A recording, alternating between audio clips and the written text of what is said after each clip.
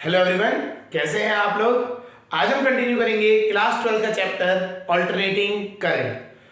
आज का टॉपिक हमारा है power in a AC circuit. देखिए, जब हमने इलेक्ट्रिसिटी पढ़ा था तो पावर का फॉर्मूला हमने वहां पे पढ़ लिया था। Power is equal to V I होती थी, power consumed in electric circuit V into I. ठीक है, तो अब हम बात करेंगे ऑल्टरनेटिंग। अगर हम सर्किट रखते हैं, ऑल्टरनेटिंग करंट का कोई सर्किट है हमारा, वहां पे हम पावर कंजम्पशन कैसे निकालते हैं उसको हम समझेंगे। चलिए स्टार्ट करते हैं आज का lecture on power in an AC circuit, consume in AC circuit, in an AC circuit. ठीक है, जिसमें एक सर्किट में ऑल्टरनेटिंग करंट चल रहा है, उसमें हमें बताना है पावर कितनी कंज्यूम हुई। इस तरीके से हमारा रहेगा। चलिए एक देख लेते हैं। अगर हम बात करें पावर, जो पावर कंज्यूम्ड होता है उसका हमें पता है फॉर्मूला क्या होता है, power is equal to V into I, एक जनरल फॉर्मूला होता है। तो अगर हमारा कोई ऑल्टरनेटिंग सर्किट है, ऑल्टरनेटिंग करंट वाला सप्लाई है, ठीक है, तो हमारे जो पावर होगा इसमें क्या होता है, वोल्टेज भी, वोल्टेज क्या होता है, वोल्टेज भी एक फंक्शन है टाइम का, वोल्टेज भी एक फंक्शन है टाइम का। अगर हम बात करें तो voltage is a function of time as well as current, हमारा करंट भी एक हमारा क्या है, फंक्शन है टाइम का। तो current and voltage are function of time. तो हमारा जो पावर है, पावर भी क्या होगा, पावर अगर हम बात करें, पावर का फॉर्मूला हमें पता है वी आई होता था, लेकिन यहां पे आई क्या हो जाएगा और टी, ये क्या हो जाएगा आपका इंस्टेंटेनियस। अगर हम बात करें तो टी के टर्म में आएगा।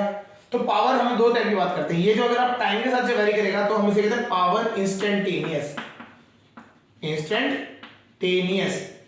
तो इंस्टेंटेनियस अगर हम पावर की बात करें, पावर इंस्टेंटेनियस की अगर हम बात करें, वोल्टेज का फॉर्मूला क्या होता है, V nought sine omega t. हम मान लेते हैं वी हमारा V nought sine omega t, और करंट में क्या है, V I nought sine omega t plus 5। Phase difference है, तो ये हो गया। तो अगर हमें इंस्टेंटेनियस पावर निकालनी है, इंस्टेंटेनियस पावर जो अगर हमें निकालनी है तो हमारे को सीधा ये चीज यूज करनी है। तो पावर इंस्टेंटेनियस का फॉर्मूला आपको सीधा मिल गया, V nought into I nought sine omega t into sine omega t plus 5। ये तो होता है फॉर्मूला। तो ये इंस्टेंटेनियस का हो गया। तो अगर हम बात करें ऑल्टरनेटिंग सर्किट में, या अगर हम एक ऐसा सर्किट है जिसमें ऑल्टरनेटिंग करंट फ्लो कर रहा है, तो हमें पावर, हमारे पास दो टाइप की पावर आ जाती है। एक तो होती है इंस्टेंटेनियस, तो इंस्टेंटेनियस के लिए आपको टाइम वैल्यू पुट कर देनी आ जाएगा, ठीक है। और दूसरा होता है एवरेज, जो हम ज्यादातर यूज करेंगे वो है एवरेज वाला कंसेप्ट यूज करेंगे, ठीक है। तो ये तो आपको समझ आ गया इंस्टेंटेनियस पावर क्या होता है। अब हम बात करते हैं एवरेज के लिए, क्लियर है। चलिए, ये तो हो गया आपका इंस्टेंटेनियस, ठीक है। तो एवरेज के लिए बात कर लेते हैं,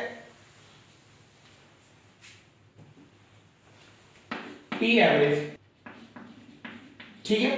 तो टी एवरेज क्या हो जाएगा हमारा, अगर हम बात करें एक पूरे साइकिल के लिए अगर हम बात कर लेते हैं तो ये टी एवरेज हो जाएगा, है ना। इंस्टेंटेनियस के लिए तो एक पॉइंट होता है। अगर हम पूरी साइकिल के लिए बात कर लें तो पूरी साइकिल के लिए 0 से लेकर टी तक के लिए पूरी के लिए अगर हम बात कर लें तो ये हमारा क्या हो जाएगा, एवरेज आ जाएगा।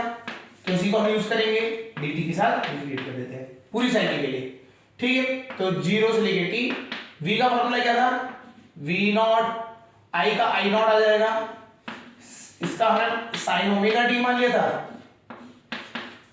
अब दोनों में से किसी को भी फाई दे सकते हैं, फेज में किसी को भी दे देते हैं। जनरली हम i को फेज नहीं देते हैं, तो i को एज इट इज लिख देते हैं, v को ओमेगा t दे देते हैं, कोई प्रॉब्लम नहीं। आप दोनों में से कोई भी चीज को कहीं पे भी लिख दो, कोई प्रॉब्लम नहीं है। 5 dt, इसका हमें इंटीग्रेशन करना है। v इंटू आई तो कांस्टेंट है, आई नॉट कांस्टेंट है, ठीक है। अच्छा, अब इसमें आप आ जाइए 0 से लेके t साइन ओमेगा टी, यहां आ गया साइन ओमेगा टी प्लस 5। तो इसको, इसका पूरा साइन a प्लस b की आइडेंटिटी है, sine a cos b plus cos a sine b। हाँ है ना, cos a sine b,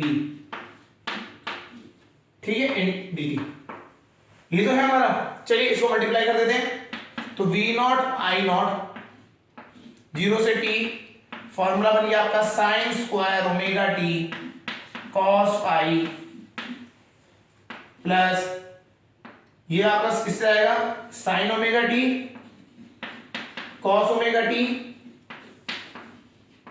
sign phi और पूरे का क्या है dt के साथ इंटीग्रेशन चल रहा है। ये चीज हो गई, क्लियर है। अब इनको दो अलग अलग क्वांटिटीज है, दोनों अलग अलग कर देते हैं, v नॉट आई नॉट। एक चीज करते हैं, देखिए sign omega t cos omega T, इसको 2 से डिवाइड किया, 2 से मल्टीप्लाई कर दिया, इतने को क्या हो जाएगा 2 sin a cos b, ये एक आइडेंटिटी बन जाएगी 2 sin a cos a, ठीक है। 2 sin a cos a क्या होता है sin 2a हो जाता है, तो उसको हम कन्वर्ट कर रहे हैं बस, और कुछ नहीं। 0 से लेके t तक एक बार इसके साथ लिख देते हैं sine square omega t cos phi dt plus यहां पे ऐसा आ गया, इससे करेंगे तो ये क्या हो जाएगा हाफ, ये हो जाएगा sine 2 omega t sine phi dt, limit 0 से लेके t, ठीक है। ये तक यहां तक समझ आ गया होगा। अब हम इसको बस वैल्यू पुट करते हैं, हो जाएगा। कंप्लीट साइकिल के लिए देखिए आपको ना कुछ इंटीग्रेशन तो बहुत इजीली याद हो जाना चाहिए, याद कर लेना चाहिए। जैसे देखो क्या होता है for complete cycle sine omega sine, अगर हम बात करते हैं साइन थीटा डी थीटा अगर करते हैं तो वो इसके वो साइन थीटा हो गया, कॉस हो गया, ये सारा किसके बराबर होता है 0 के बराबर होता है, ठीक है। आपको याद रखना, ये चीज याद रखनी चाहिए। साइन और कॉस का इंटीग्रेशन अगर पूरी साइकिल के लिए करेंगे तो 0 आता है। बस साइन अगर हम साइन स्क्वायर का करेंगे जब, ठीक है, साइन स्क्वायर का करते हैं तो इसकी वैल्यू आती है हाफ। एक कंप्लीट साइकिल के लिए साइन स्क्वायर का इंटीग्रेशन कितना होता है हाफ होता है। चलिए इसको यूज कर लेते हैं सीधा, v नॉट आई नॉट ऐसे रहेगा। अब आते हैं साइन स्क्वायर ओमेगा टी, ये cos फाई तो कांस्टेंट है, cos फाई तो बाहर आ जाएगा, cos फाई इसका बाहर आ गया, बचा गया sign square omega T dt, ठीक है। Sign square omega T dt limit है 0 से लेके t तक, यहां पे आता है प्लस हाफ, कांस्टेंट क्या है साइन फाई बाहर आ जाएगा, ये क्या बन गया साइन 2 ओमेगा टी dt 0 से लेके t, ये हो गया। इसी तरीके से चलेगा। अब देखें कंप्लीट साइकिल के लिए साइन स्क्वायर का अगर इंटीग्रेशन करेंगे तो यह हाफ आता है। अभी बताया हमने कंप्लीट साइकिल के लिए अगर हम साइन स्क्वायर का इंटीग्रेशन करते हैं तो हाफ आता है, तो इसको क्या आ गया cos फाई बाय 2 आ गया, ठीक है। कंप्लीट साइकिल के लिए साइन स्क्वायर का इंटीग्रेशन क्या होता है हाफ होता है। लेकिन साइन हो जाए या कॉस हो जाए, वो 2t हो जाए 4t हो जाए, कोई प्रॉब्लम नहीं है। लेकिन अगर साइन है और कॉस है उसका साइक्लिक इंटीग्रल करेंगे, मतलब आप पूरा एक साइकिल का इंटीग्रल करेंगे 0 आता है, तो ये पूरा आ गया 0, ये पूरा क्या हो जाएगा 0, तो यहां हो गया 0, क्लियर है। तो आपका जो फॉर्मूला बना पी एवरेज का, P average will be equal to half v nought I nought cos phi, v nought I nought cos phi. तो ये आपका क्या हो गया पावर का फॉर्मूला बन गया। तो पी एवरेज का फॉर्मूला आपका ये बन गया, ठीक है। पी एवरेज होता है इस तरह से होता है। अगर आपको क्वेश्चन दिया गया है और आपको ये बताया नहीं गया कि पावर कौन सी एवरेज है या इंस्टेंटेनियस है, तो आपको हमेशा एवरेज पे काम करना है, पावर एवरेज पे काम करना होता है। और अगर वोल्टेज और करंट के बारे में बात करें तो वोल्टेज और करंट में हमेशा आई नॉट नहीं देता है, वो आपको देता है मैक्सिमम टाइम आपको IRMS या VRMS देगा, ठीक है। तो जैसे उसने बोला वोल्टेज इज 220 वोल्ट, तो 220 जो है आपकी वो VRMS होगी, उसको आई नॉट नहीं मानना है, आपको VRMS मानना है। ऐसी आई जो दे रखा होगा वो IRMS की तरफ को कंसेप्ट लेके चलना है, क्लियर है। तो हमें एक चीज पता है पावर तो एवरेज यूज होती है, V और I हमारा IRMS वाली टर्म में आता है, तो इसको हम चेंज करते हैं थोड़ा सा। हम इसे क्या कर देते हैं, हम बोलते हैं भैया पी एवरेज जो है ना सिंपल है, ज्यादा खास नहीं कर रहे हैं, ये 2 है ना, इसको 2 को क्या लिख सकते हैं v नॉट के नीचे में √2 लिख देते हैं और a भाई i नॉट के साथ अपॉन में √2 ले देते हैं। दोनों के साथ रूट 2 और cos फाई ऐसे लिख देते हैं अलग से, ठीक है, इस तरीके से कर देंगे। देखिए सॉल्व करिए, वापस ये बन जाएगा रूट 2 इंटू रूट 2 हो गया, नहीं हो गया, और ये हमारा v नॉट अपॉन रूट 2 क्या होता है, इट इज VRMS, और ये हो गया IRMS, ठीक है, तो VRMS IRMS into cos phi,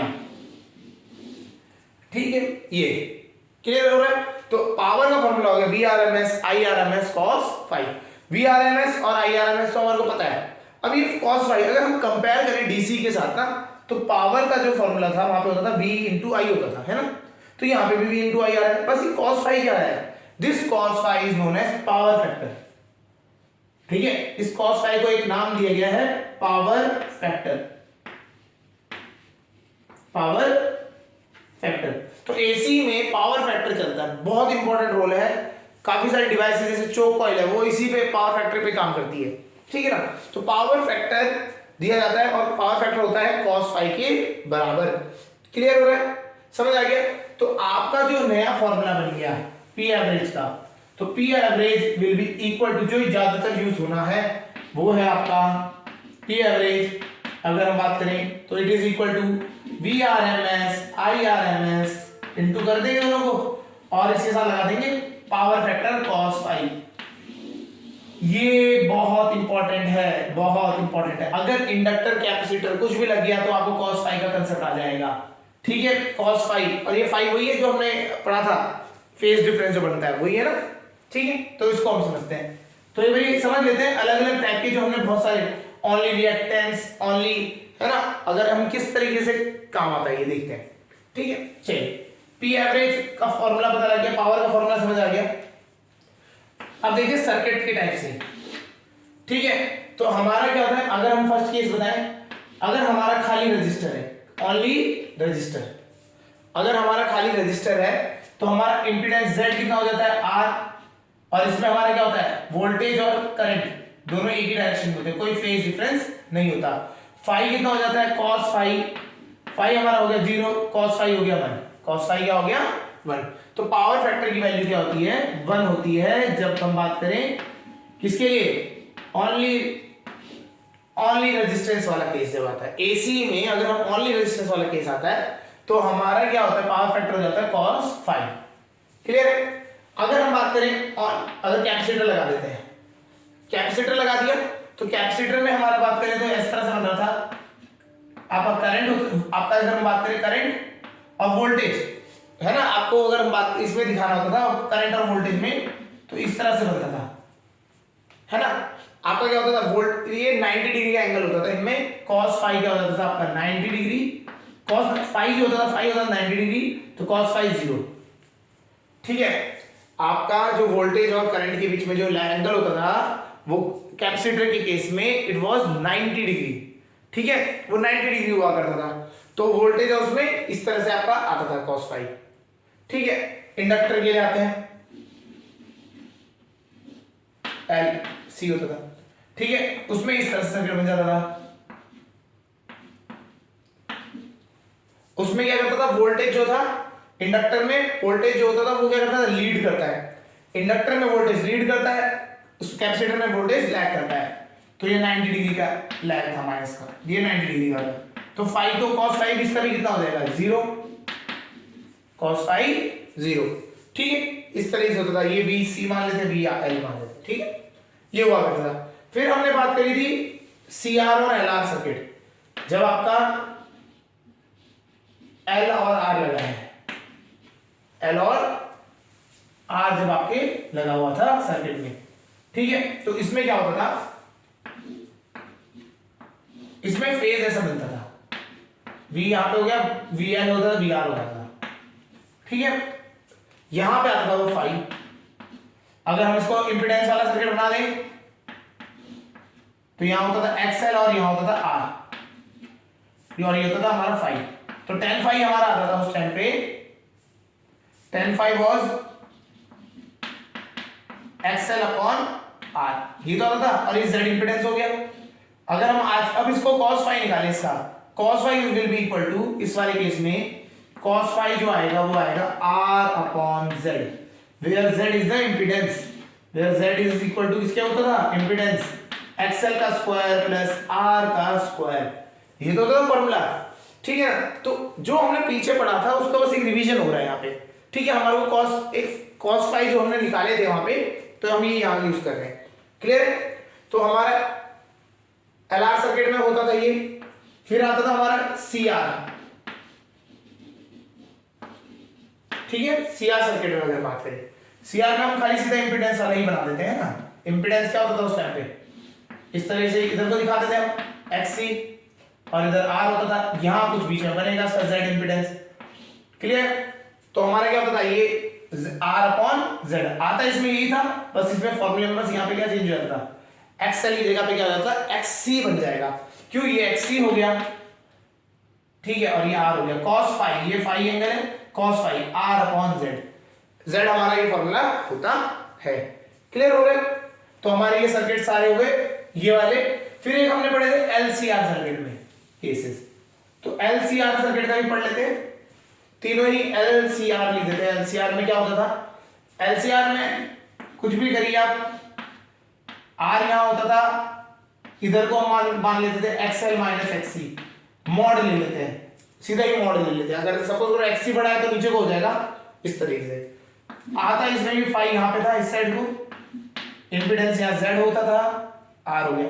cos phi की वैल्यू आप निकालेंगे R/Z ही आएगा, यहां से भी cos फाई हमारा सिंपल समझना है R/Z, बट यहां Z का फॉर्मूला चेंज हो जाता था, it was R² plus XL minus XC का होल स्क्वायर, ये आपका R का फॉर्मूला और Z का फॉर्मूला बन जाता था। Z मतलब इंपेडेंस, ये हमारा होता था, ठीक है।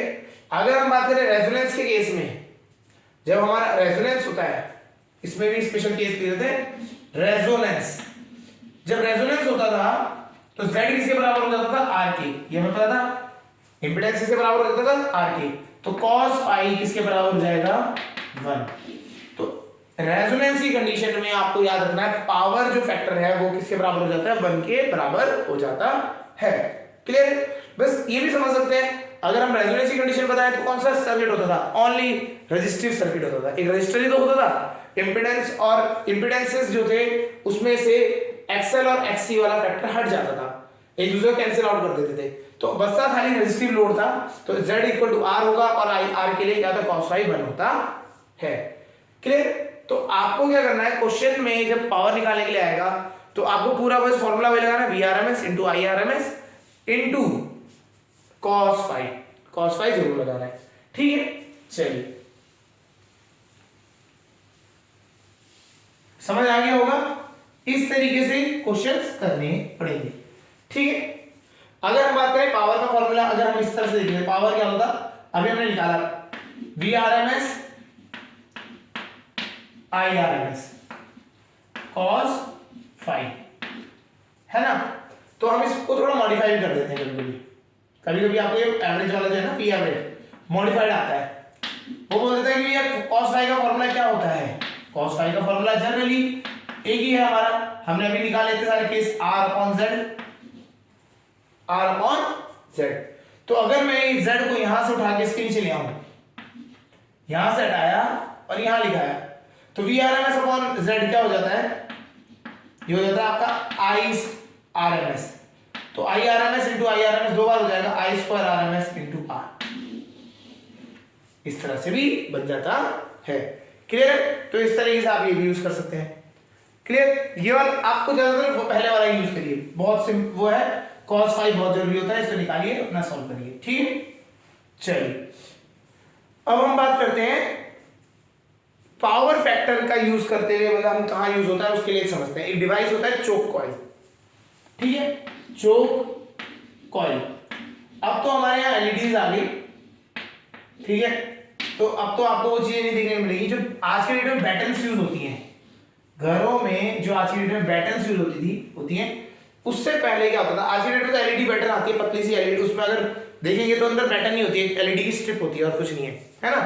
पहले भी ये नहीं होता था, पहले क्या होता था, पहले पूरी इस तरीके का सेटअप होता था, बनाते हैं थोड़ा सा, और इसमें यहां पे क्या होता था, एक ना सर्कुलर ग्लास की एक ट्यूब लगती थी, ठीक है, जो ग्लास ट्यूब होती थी, ये बेसिकली ग्लास ट्यूब होती थी। इसकी चारों तरफ ना एक मतलब फ्लेमेबल, मतलब आपको वो एक शाइन करने वाला मटेरियल लगा होता था। जब इसमें हम करंट पास करते थे, हाई वोल्टेज करंट जब इससे पास होता था, ठीक है, तो क्या होता था, ये इसमें से आपको ग्लो दिखाई देने लग जाता था।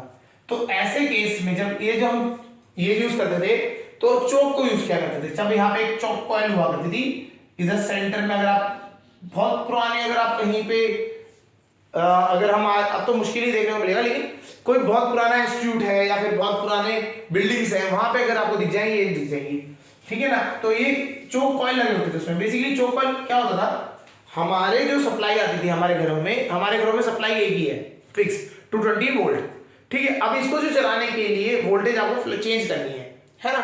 तो चेंज क्या करनी होती थी, हमें पावर क्या करनी होती थी, कम करनी पड़ती थी। बेसिकली स्टेप डाउन करनी, एक टाइप से डाउन करना होता था, कम करना होता था, ठीक है। तो उसके लिए अगर अब बात करें, इसके लिए क्या है, हमें एक डिवाइस चाहिए।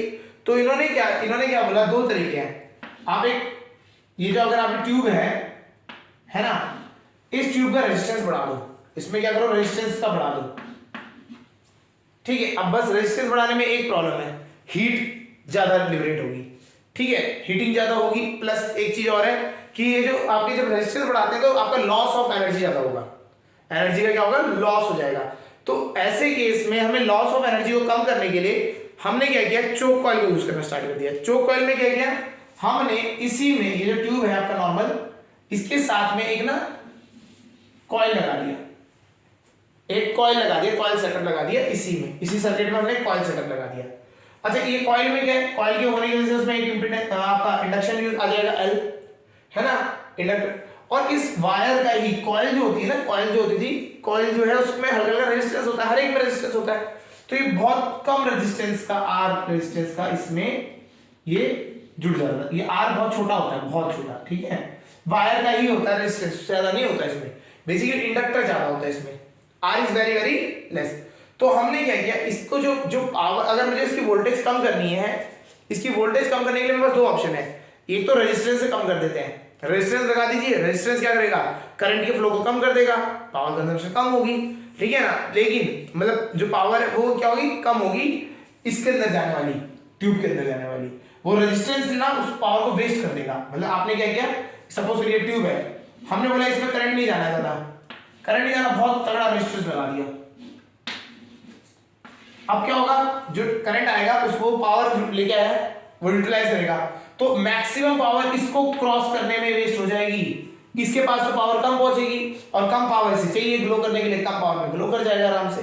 तो ये क्या है, ये बहुत ज्यादा वेस्टेज करेगा। इस वेस्टेज से क्या है, दो तीन चीजें, एक तो हीटिंग होगी पहली चीज, ठीक है, और हमारे को पावर एनर्जी इज मतलब बेसिकली हमारे लिए तो बहुत इंपॉर्टेंट है, हमारे ना उसके लिए वेस्ट क्यों करना है इसको, किसी तरह से, किसी तरीके फॉर्म में या किसी तरीके से इसको एनर्जी को वेस्टेज को कम करने के लिए हमने क्या बनाया, चोक कॉइल बनाया। क्लियर। तो हम इसमें इंडक्टर लगा देते हैं, उस इंडक्टर की जो कॉइल का ही रेजिस्टेंस आ जाता है यहाँ पे। क्लियर। अब होता है क्या है, समझते हैं। जब इससे करंट आता है आपका, तो ये क्या बन गया, LR सर्किट बन गया। क्या बन गया, LR सर्किट। और LR सर्किट का अगर हम फेजर डायग्राम बना देते हैं, तो XL और यहाँ R, ये तो होता है, ठीक है। अगर हम बात करें अब पावर कंजम्पशन की बात करते हैं, ठीक है। तो पावर कंजम्पशन कैसे समझेंगे, पावर कंजम्पशन करनी है तो पावर कंजम्पशन निकालने के लिए फॉर्मूला क्या है, एसी सप्लाई के लिए पावर एवरेज के लिए निकालते हैं हम, तो VRMS IRMS cos phi। देखिए, अगर हम बहुत बड़ा रेजिस्टेंस लेते ना, तो हम इसको कम कर देते, इस चीज को कम कर देते, ठीक है, लेकिन पावर लॉस हो जाती, हीट की फॉर्म में लॉस हो जाती, ठीक है, ये जो रहता। अभी हमने क्या किया है, अब हमने इंडक्टर लगा दिया। इंडक्टर में भी क्या खास बात की, एक्सेल बहुत बड़ा हो गया, as L is very very large, तो एक्सेल बहुत बड़ा हो गया, तो ये फाई जो है ये इस तरह से चली गया, ठीक है, बहुत ही मतलब ये, और जितना पास आप लेके आ सकते लेके आएंगे। रेजिस्टेंस बहुत कम है, खाली एक कंडक्टर वायर का ही रेजिस्टेंस है, बहुत कम।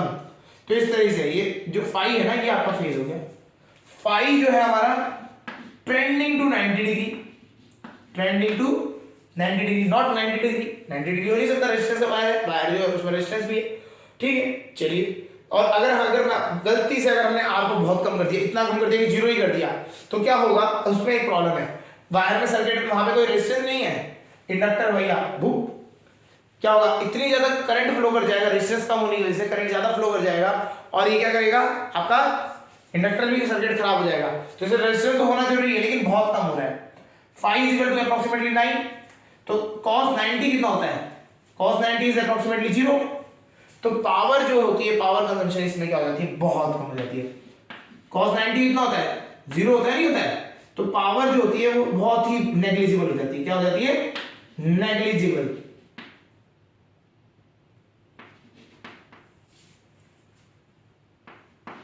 नेग्लिजिबल हो जाती है, पावर बहुत ही कम हो जाती है। हमारे को इसमें जो पावर वेस्टेज है, जो हम वेस्टेज करने वाले थे, उस पावर को हमने अभी यूटिलाइज कर लिया, स्टोर कर लिया इंडक्टर के फॉर्म में, अब उसको हम यूज कर पाएंगे बाद में। क्लियर है। तो चोक कॉइल क्या होता है, आपको समझ आ गया होगा। Choke coil is basically LR circuit, is a LR circuit with R very very small and L in a large quantity। ठीक है, कॉइल होती है, इस कॉइल से क्या होता है, जो आपका पावर वाला फैक्टर है ना, तो आपका पावर फैक्टर क्या हो जाता है, उसमें cos फाई जो होता है बिल्कुल अप्रोक्सीमेटली 0 के पास हो जाता है, तो पावर कंजम्पशन क्या होती है, कम होती है। हमें चाहिए थी, क्योंकि हमारे घर में वोल्टेज आ रही है ज्यादा, हमारे पास वोल्टेज ज्यादा आ रही है, इस वोल्टेज से हमें इतना ज्यादा यूज नहीं करना, हमें कम करनी है। तो हम क्या करेंगे, हम उसमें से क्या करेंगे, पावर फैक्टर की हेल्प से इस वोल्टेज को, जो पावर उसके अंदर जो पावर हमारे पास आ रही है, उसको हम कम यूटिलाइज करते हैं। समझ आ गया। तो इस तरीके से हमें चोक कॉइल का कंसेप्ट आता था। ठीक है, आज की डेट में तो चोक कॉइल मिलती नहीं, आजकल एलईडी ही बहुत ज्यादा यूज होती है। ठीक है, तो पुरानी जो कोई है, मैं बताया था आपको, जिस तरह से पुराने कोई इंस्टीट्यूशंस होते हैं वहां पे मिल जाती है चोक कॉइल, वहां देखने को मिलेगी आपको। क्लियर। तो ये होता था आपका चोक कॉइल का। ठीक है, तो ये आपको पावर के लिए आपको समझ आ गया होगा। cos फाई जो हम बात करें, पावर फैक्टर, इसका बहुत इंपॉर्टेंट रोल है। क्लियर हो रहा है। तो पावर के लिए, अगर पावर एवरेज के लिए बात करें, तो इट इज इक्वल टू, वापस लिख देते हैं, VRMS IRMS cos फाई। ठीक है, और अगर इसी का एक और फॉर्मूला बन जाता है, अगर हम इसको I0 और V0 की फॉर्म में ले जाते हैं, V0 I0 half cos phi, ये भी यूज हो सकता है। ठीक है, पावर हाफ जो एवरेज का फॉर्मूला, ये भी बना सकते हैं। एक और पूछा जाता है चीज, एपरेंट पावर। कभी एपरेंट पावर पूछ ली जाए आपसे, एपरेंट पावर, तो एपरेंट पावर में आपको पावर फैक्टर लेना नहीं है। तो एपरेंट पावर का जो फॉर्मूला होता है, VRMS into IRMS होता है, VRMS into IRMS होता है। क्लियर हो गया। तो आपको जितने भी हमने न्यूमेरिकल्स करे हैं, पहले पावर हमने फाई निकालना, देखिए जब हमने LCR सर्किट, CR सर्किट है ना, LR सर्किट, सब में हमने cos फाई निकाला, फाई तो निकाला ही हमने, बस उसमें फाई का cos फाई निकाल के आपको यूज करना है यहाँ पे, और आपको पावर मिल जाएगी। समझ आ गया। ठीक है, तो इस तरीके से ये यहाँ पे होता है। क्लियर। चलिए आज के लिए इतना ही करते हैं।